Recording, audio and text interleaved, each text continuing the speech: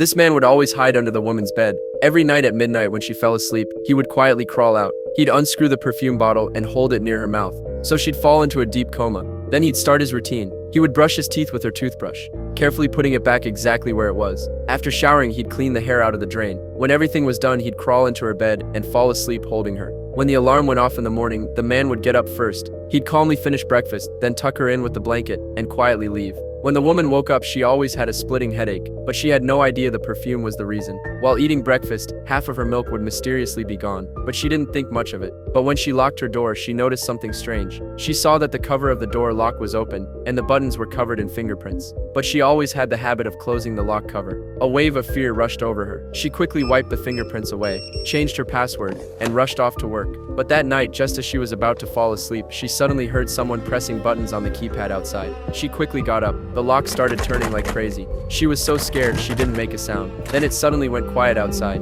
She carefully walked over and looked through the peephole, but there wasn't even a shadow of anyone there. She worked up the courage to open the door. The hallway was completely empty. Was it really just her imagination? But when she looked down, she saw a cigarette butt on the floor. She quickly called the police, but the police didn't take it seriously. They said there was no real danger and nothing to investigate. Maybe it was just a drunk guy who knocked on the wrong door. Hearing that, she had no choice but to let it go. So she installed a camera just in case. But the uneasy feeling didn't go away. One day she checked the camera on her phone, and sure enough, while she was at work, a strange man had slipped into her home. He hid under her bed. The woman was stunned. She realized the man was still there right now. She was so scared her legs were shaking. Suddenly, a hand reached out from under the bed. She ran toward the door as fast as she could, but it was already too late.